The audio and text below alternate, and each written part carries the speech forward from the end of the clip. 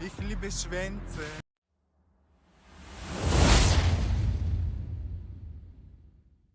Am 15. Juni des Jahres soll in einem Einfamilienhaus im Hamburger Stadtteil Schnelsen ein Mann getötet werden.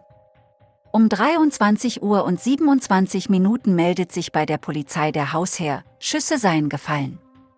Als Rettungskräfte und Ermittler eintreffen, finden sie 2 Schwerverletzte im Erdgeschoss.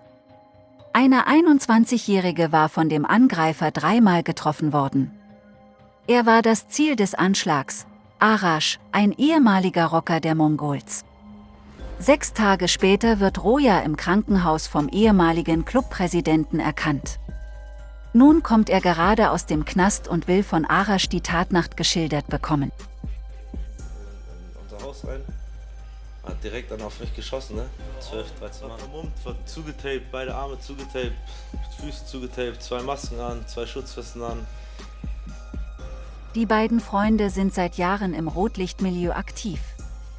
Erkan ist im Gesicht mit MFFM tätowiert, Mongols Forever, Forever Mongols. Erkan und Arash, beide Freunde, die in den vergangenen 12 Monaten Hamburg in Atem hielten, beide waren führende Köpfe der Rockergang Mongols. Erkan als Präsident und Arash seine Vize. Als Mongols Chef wollte Erkan mit seiner Gang die verfeindeten Hells Angels aus der Stadt vertreiben. Was folgte, war ein gnadenloser Kampf um die Macht im Milieu. Die Auseinandersetzung fand auch im Netz statt. Gerne machten sich die schweren Jungs dabei gegenseitig lächerlich. Zuständig für Ermittlungen im Bereich organisierte Kriminalität ist Oberstaatsanwalt Keller. Zum Thema Rocker hat er sich noch nie vor einer Kamera geäußert. Motorradclub in dem Sinne, wie man das so kennt. Motorrad gefahren ist von den Mongols keiner. Die allermeisten hatten noch nicht mal einen Motorradführerschein. Da kann man schon, würde ich sagen, etwas von Etikettenschwindel sprechen, wenn man das als Motorradclub bezeichnet. Den Aufstieg der Mongols beobachtet Keller von Anfang an. Das Halligalli im Hamburger Stadtteil Bramfeld, eine Art Hauptquartier der Mongols und zumindest geografisch weit weg von St. Pauli und den in Hamburgs Halbwelt seit langem etablierten Hells Angels. Nach Gründung der Mongols macht Erkan Arash, einer im Milieu gefürchteten Schläger, zu seinem Stellvertreter. Bei Facebook posieren beide very gangster-like. Auch der 26-jährige Arash macht aus seiner Lebenseinstellung kein Hehl. Ich würde es nicht als kriminelle Karriere bezeichnen, ich würde sagen, ich war in den falschen Kreisen unterwegs, ne? Richtig. Der Angriff auf die Angels beginnt im November vergangenen Jahres mit Präsenzzeigen im Rotlichtmilieu auf St. Pauli. Der erste Auftritt von Erkan und seiner Truppe. Zur Unterstützung haben sie ein paar Bandidos-Rocker dabei. Beide Gruppierungen eint die Feindschaft zu den Hells Angels. Schnell gibt es Streit. Arash bricht dem Hells Angel-Mitglied Fatih K. im Beisein seiner Kinder die Nase. Der Kampf der Straße folgen Tiefschläge in den sozialen Netzwerken. Erst postet Arash seine tätowierte Gesinnung offen bei Facebook. Dann der Gegenschlag, Mongols Präsident Erkan wird seine Kutte geraubt. Das war ein Super-GAU für das Rocker-Image. Vermutlich stecken die Hells Angels dahinter. Die Kutte taucht im Internet wieder auf.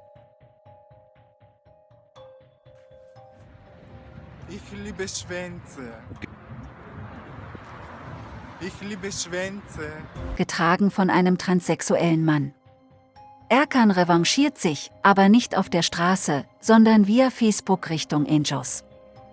Und wie zum Beweis der eigenen Street Credibility nagelt der Mongols-Präsident eine Hells Angels Kutte an die Wand.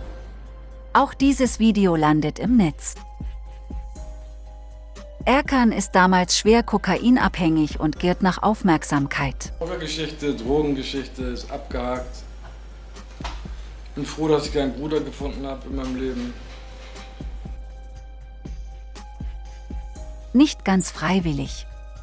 Am 4. Dezember hatte der Rechtsstaat Erkan entmachtet.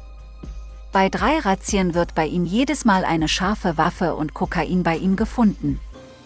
Der Krieg zwischen den Hells Angels und den Mongols ist durch die Verhaftung aber nicht beendet. Im Gegenteil. Erkan verbliebene Truppe bekommt Verstärkung aus der Schweiz und wählt Kevin, auch er Polizei bekannt, zum neuen Präsidenten. Die Eskalation geht anders. Wir sind jetzt nicht hier, um irgendwie Stress zu machen. Wir sind hier als Brüderschaft und sagen wir mal so, was die Hells Angels können, das können wir schon lange. Wenn jemand meint, er müsse sich von seiner Stärke her mit mir messen, herzlich willkommen. Herzlich willkommen. Aus jeglicher Hinsicht ist er willkommen. Meine Brüder, wir sind alle hellwach. Der 34-jährige Ritzer ist der Mongols-Neuzugang aus der Schweiz. Allerdings war er dort noch bei den Hells Angels, bis er im Streit rausflog. Der Ausschluss erfolgte im sogenannten Arm-im-Bett-Standing. Das heißt, er muss jederzeit mit der Rache seines Ex-Clubs rechnen. Bei den Hells Angels in der Schweiz war Ritzer einer der Anführer. Er hatte Kontakt zu dem Dänenband Nielsen, einen der einflussreichsten Rocker. Nur Nielsen verleiht in Europa bei den Angels das Abzeichen für A Filthy Few. Es darf nur der tragen, der für den Club getötet hat oder dabei war. Ritzer trägt es auch als Tattoo am Hals. Wenn man schon die Kutte entwertet, sollte man in der Lage sein, den Mann auch zu töten. Und wenn die Leute nicht mal die Eier dazu haben, eine Kutte zu entwerten, den Mann zu töten, frage ich mich tatsächlich genau, wo befindet da sich nochmal die Ehre? Ich meine, wenn ich tatsächlich, was ich nicht möchte, und keiner von unserer Brüder zieht so etwas vor, jemand die Kutte entwerte, tue ich den Gefallen. Ich nehme die Erniedrigung weg, indem ich ihn genauso mindestens enthaupte, wie es sich gehört. Bitte schauen Sie sich das weitere Video im zweiten Teil an. Vielen Dank und bis bald.